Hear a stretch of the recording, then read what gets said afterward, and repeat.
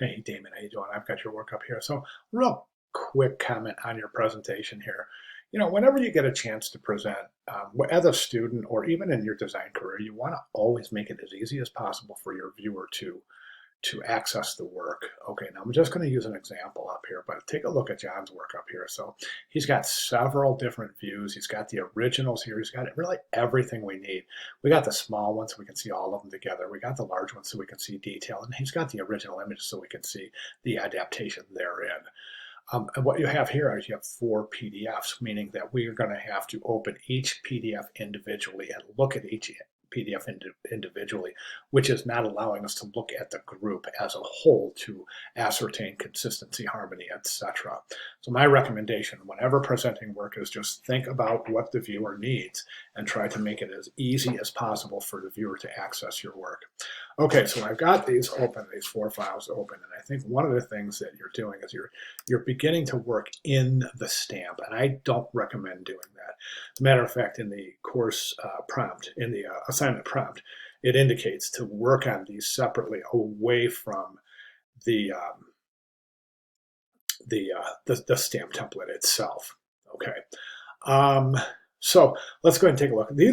They're an okay start, but we're really pretty super underdeveloped here. I mean, it's a great foundational start, but we really want to start adding things like shadows and highlights in a very, very subtle way so our characters don't end up starting to resemble zombies. Do you see what I'm saying? I mean, sometimes you can really start resembling kind of like this zombie state. So you just want to be really, really careful. I know this is in the beginning stages, but I just want you to keep that in mind. Really, really want to display as much subtlety as you can. That looks good.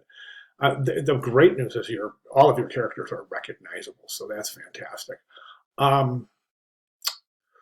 Okay, so the next thing I would recommend is getting those shadow and highlight depicted in a very, very subtle way.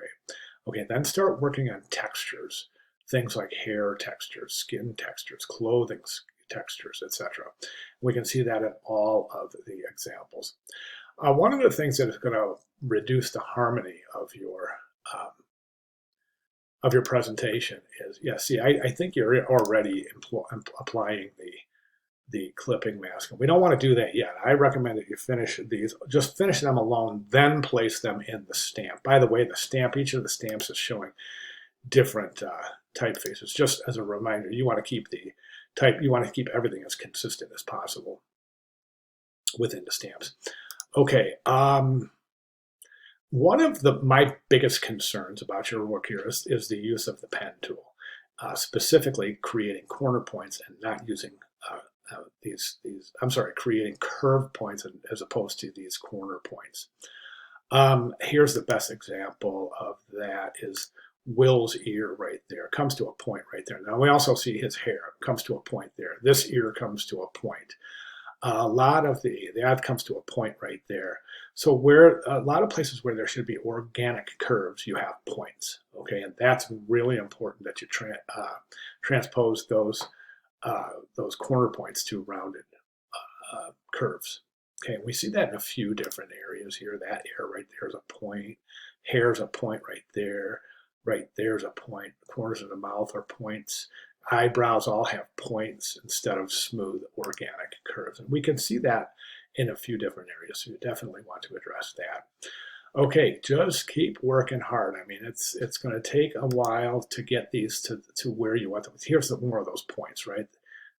So this indicates to me, instead of saying with the pen tool, instead of coming around here, okay, and placing a point, drag, click and drag, then click and drag to make that all round. What you're doing is saying, okay, here's my hair. I'm going to go click, come here, click, lay a point, come up here, click, lay a point, come over here, click, lay a point, come over here, click, lay a point, instead of lay a point, click and drag, creating a curve. Lay a point, click and drag. Lay a point, click and drag. That's going to make all of those points, points to be organically round curves. Okay, so that's really, really important. My final comment is the fact that all 4 of your compositions are different distances from where the camera would be that shot you. So what you want to do is you want to imagine that the camera is in the same spot and crop accordingly. Okay, so you want each of the faces to take up the same amount of the picture plane as the counterparts. And again, that's going to increase harmony, consistency, as well as unity of the piece as well. Okay, so those are my recommendations. If you have any questions at all, please let me know, and I'll be glad to make any clarifications. But yeah, it's a good start, definitely a good start. But we've got going to start having, you got to start adding detail. I'm going to tell you, as you've seen in the examples, the more detail you use, definitely the more successful these are going to be. So, okay, you got plenty of tutorials, plenty of resources. Get in there, start reviewing those tutorials. Again, one final thing I want to mention is typically in this assignment, students get pretty good pretty fast. So what you want to do is you want to go back to your first work after you're completed maybe your fourth piece. Once you're complete, go back and revisit your first, because 9 times out of 10, students' fourth stamp is superior to the first, because you're learning and employing new techniques. So to, again, create more consistency and harmony in the series, you want to go back and make sure that you address and adjust the first illustrations. All right, fantastic. Any questions at all, please let me know. Thank you, Damon.